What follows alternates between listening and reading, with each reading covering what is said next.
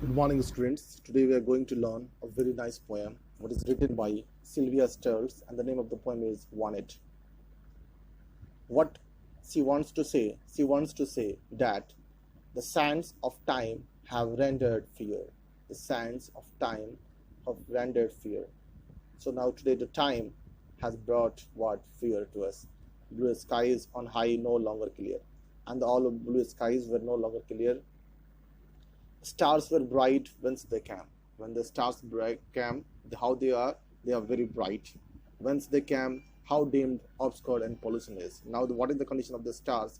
And today, the condition of the stars, they were very dreamed, obscured.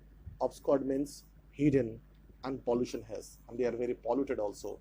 So, what we are learning here, we are learning that today, due to the pollution, the condition of the blue skies and the stars are very worst. The condition of the skies and the blue sky and the stars were very worst. Now we will see the second stanza. Crystal clear over water gleamed.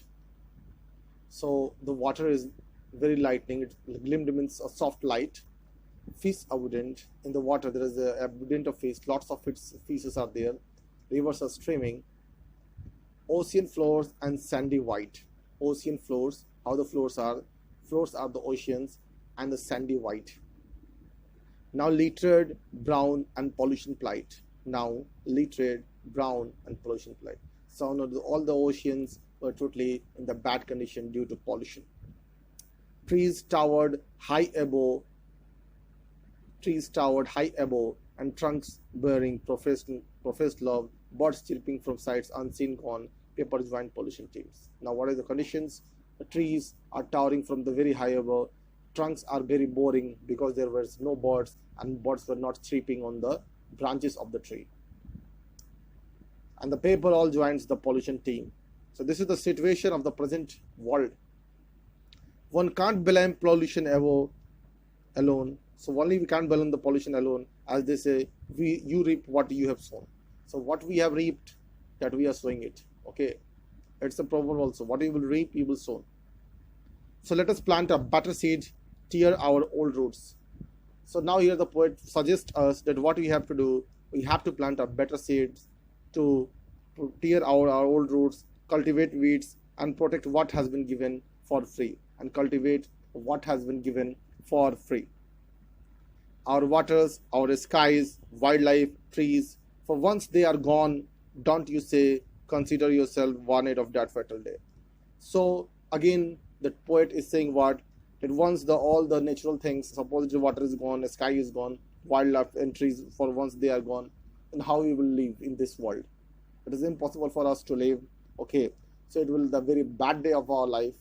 So we must try to save all this. Okay, so this is the poem Warned, students. You have to learn it, enjoy it, and every time be a happy person. Stay at home, stay near. But so this is the Warned poem where you are going to learn so many things about. Got it?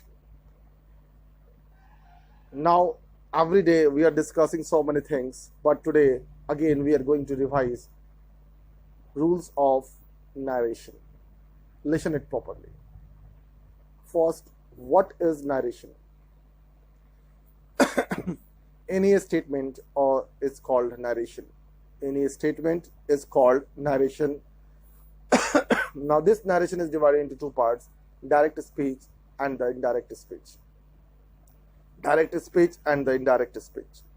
Okay, so what we have to do, we have to learn how to convert from direct to indirect. How to convert from direct to indirect. Got it? How to convert from direct to indirect. But before it, I want to clear one thing. What is the reported speech? The verb which is outside of the inverted comma, the verb which is before the inverted comma, the verb which is before the inverted comma is called reporting verb. The verb which is before the inverted comma, that is called reported verb. The verb which is before the inverted comma, that is called reported verb. The verb which is before the inverted comma, that is called reported verb. And the words which is inside the inverted comma, that is known as the reported speech. That is known as the reported speech. Clear, students? What is reported verb and what is reported speech? Listen once again. What is reported verb? Reported verb is such kind of the verb which is written before the inverted comma, and the reported speech is such kind of a speech which is written inside the inverted comma. Now what we have to do, we have to convert from direct to indirect on the basis of the following rules. But before going through that, first let us clear the rules of the Sun formula. What is Sun formula? Actually, in narration, we have to use the persons, and for the persons, we need the Sun formula. S stands for the subject, S stands for the subject, and the O stands for the object, and N for no change. So S, O, N. So S stands for the subject, and first person works according to the subject. First person works according to subject, second person works according to object, and if there is the third person, then there will be no change. Clear, students? Suppose we are going to discuss about the next things. What are the next thing? Suppose you are going to discuss about the next. If the first part of the sentence is in the present, then there is not a problem. You don't have to change anything. But suppose if the first part is in the future tense, then there is also not any problem. You don't have to change anything. But if the first part is in the past tense, then you have to change. Suppose your inverted, the sentence is in simple present tense. If one part is in past, I'm talking about the second part which is inside of the inverted comma. Second part is in the simple present, and you have to convert into the corresponding tenses. What are the corresponding tenses? Means simple present is converted into the simple past, present continuous is converted into the past continuous, present perfect will be converted into the present perfect continuous, and the present perfect continuous will be converted into the past perfect continuous. Got it? Afterwards, what we are going to do, we'll talk about the past, simple past. Simple past is converted into the past perfect. Past continuous is converted into the past perfect continuous. And the past perfect, there will be no change. So from here, there will be no change. You just have to work according to the sentences. Okay. Apart from that, in this thing, one should also be clear that what is sentence and what kinds of sentence. First, what is sentence? A group of words that combines, that gives a complete sense is called sentence. A group of words that gives a complete sense is called sentence. Now, this sentence is divided into 5 parts. First is assertive sentence. Assertive sentence, any simple sentence is called assertive sentence, and it contains the subject, verb, and object. It contains the subject, verb, and object. Afterwards, the next is imperative sentence. An imperative sentence is such kind of sentence which contains the suggestion, information, collection, okay, advice, order, command. These things of sentences are known as the imperative sentence. Afterwards, we have interrogative sentence, and interrogative sentences are used to ask the questions. Interrogative sentences are used to ask the questions. Interrogative sentences are used to ask the question. Then words, what you are going to use? Optative sentence, and optative sentences is used for a wish or for a desire. Last one is the exclamatory sentence, and the exclamatory sentence is such kind of sentence which is used to show the emotions, feelings. Okay, so in this way we have revised all the kinds sentences and the kinds of sentences also. Then once we revise the narration also. Okay, so in this narration, that's why on the first day I told you that you revise all the structure of the tense, because at the time of the making of the narration you have to use it. So go through it, don't take it casual, learn the structure of the tense, and then you have to go on the further things.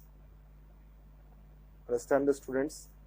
So actually what we have to do, so all these things we have to do one by one, go through it, revise it. Okay, let me revise some little bit of structures of tense also. Simple present tense, subject plus verb 1 plus object. Present continuous tense, subject plus is, am, are plus plus object. Present perfect, subject plus has, have plus verb 3 plus object. Present perfect continuous, subject plus has, have been plus verb 4 plus sincere 4 plus object. Simple past, subject plus be2 plus object. Past continuous, subject plus was were before plus object. Past perfect, subject plus had plus verb 3 plus object. Past perfect continuous, subject plus had plus been plus verb 4 plus object, since or for plus object. Then simple future, subject plus shall I will be 1 plus object. Then future continuous, subject plus shall I will be plus before plus object. Then future perfect, subject plus shall I will plus have plus been plus verb 4 plus future perfect, subject plus shall I will plus have plus been. Future perfect, subject plus shall I will plus have plus verb 3 plus object. Sorry students, subject plus shall I will have plus been, have plus verb 3 plus object. For future perfect, listen once again. Future perfect, subject plus shall I will have plus verb 3 plus object. Then future perfect continuous tense, subject plus shall I will have plus been plus verb 4 plus object. Got it? So in this way, we have revised all the structures of tense. Okay. So you go through the poem. It's a very nice poem. What we have learned today? We have learned a new poem, and the name of the poem is Wonder Poem. Okay, students.